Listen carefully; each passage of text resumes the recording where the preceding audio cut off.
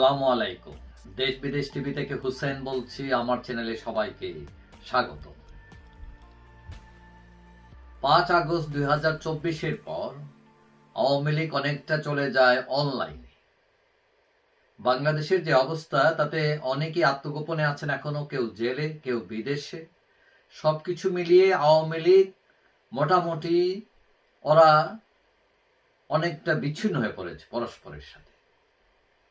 এখন বিদেশে যত আওয়ামী লীগ গিয়েছেন তাতে ভারতেই বেশি আছেন। এখন সেখানে শেখ হাসিনা নিজে দিল্লিতে আছেন এবং বেশিরভাগ লোক পশ্চিমবঙ্গ কলকাতায় আছেন। এখন আওয়ামী লীগ অনলাইনে অ্যাক্টিভ, এটা ঠিক। তাদের একটা ফেসবুক ভেরিফাইড পেজ আছে, সেখানে এসে শেখ হাসিনা বক্তব্য রাখছেন, তাদের বিভিন্ন কর্মসূচি, বিভিন্ন জায়গায় কোথায় কি ঘটছে, এগুলো সব এটার মধ্যে আসছে। অনেকেই সেটা ফলো করছেন আওয়ামী লীগের লোকজন। তাছাড়াও বিদেশে তাদের যে শাখাগুলো আছে এগুলো আওয়ামী লীগের লোকজন অ্যাক্টিভ। এখন বাংলাদেশে রাজনৈতিক অস্থিতিশীলতা তৈরি করছেন শেখ হাসিনা, এটা অভিযোগ করেন ডক্টর ইউনূস, এবং সেটা দিল্লিকে তারা জানান। কারণ দিল্লিতে বসে শেখ হাসিনা অনলাইনে বিভিন্ন বক্তব্য দিচ্ছেন এবং বাংলাদেশ সরকার মনে করছে যে তাতে বাংলাদেশের রাজনৈতিক অস্থিতিশীলতা তৈরি হচ্ছে। এখন এর জবাবে মোদি বলছেন যে এটা একজন মানুষের ব্যক্তি স্বাধীনতা, তিনি চাইলেই ব্যক্তি স্বাধীনতা হরণ করতে পারেন না। এখন সবকিছু মিলিয়ে যেটা বাস্তবতা সেটা হলো গত প্রায় 1 বছর যাবৎ আওয়ামী লীগ অনেকটা অনলাইনে সীমাবদ্ধ, এবং এই প্রথম দিল্লিতে তারা সংবাদ সম্মেলন ডেকেছিল গত বুধবার বাংলাদেশের গণহত্যা বিষয়ে কথা বলতে। তারা এই সংবাদ সম্মেলন ডাকে বলে ভারতের পত্রিকা হিন্দুস্তান টাইমস জানিয়েছে,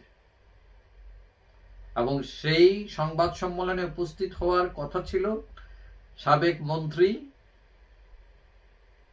এমপি এবং নেতারা, এবং সেই অনুষ্ঠানের আয়োজক ছিলেন যুক্তরাষ্ট্র আওয়ামী লীগের সাধারণ সম্পাদক মোহাম্মদ আলী সিদ্দিক।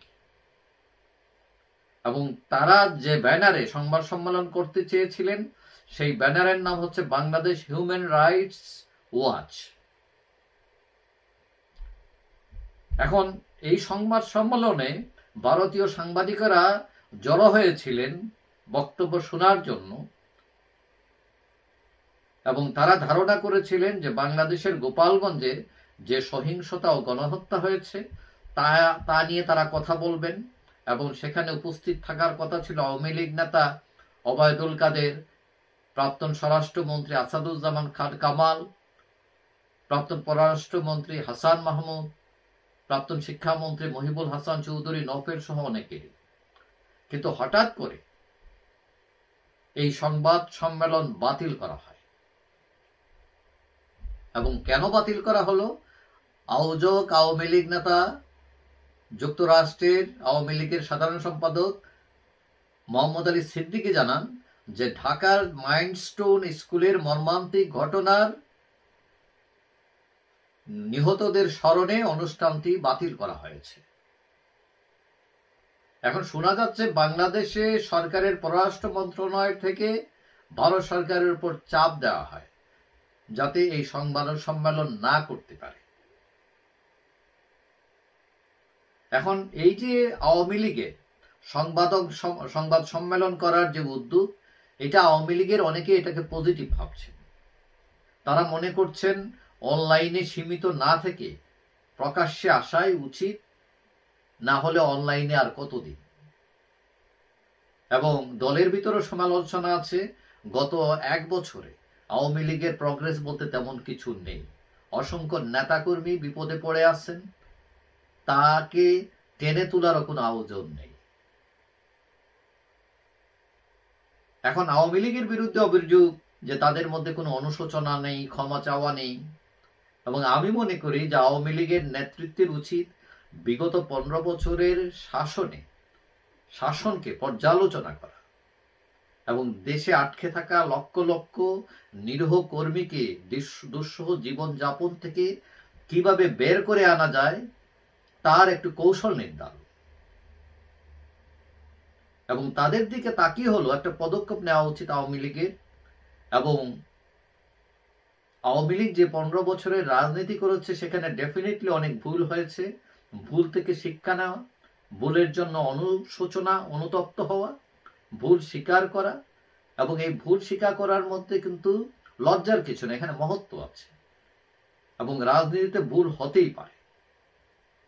এবং বাংলাদেশে যারা অতীতে রাষ্ট্র ক্ষমতায় ছিলেন তাদের সবারই কম বেশি ভুল আছে। এখন কেউ কেউ সমালোচনা করছেন যে বর্তমান যে নেতৃত্ব তারা বিদেশে নিরাপদ জীবনযাপনের মধ্যে থেকে দেশের বিপদে পড়া কর্মীদের অবস্থা উপলব্ধি করতে পারছেন না, বা করলেও এগুলোকে অবজ্ঞা করছেন।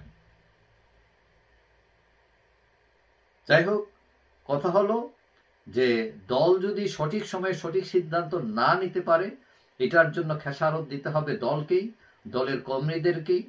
এবং এটা যারা নেতা আছেন তাদের এই বিষয়গুলো বোঝা উচিত। যাই হোক, সবাই ভালো থাকবেন। আশা করি দেখা হবে অন্য কোনো ভিডিওতে ইনশাআল্লাহ। আল্লাহ হাফেজ।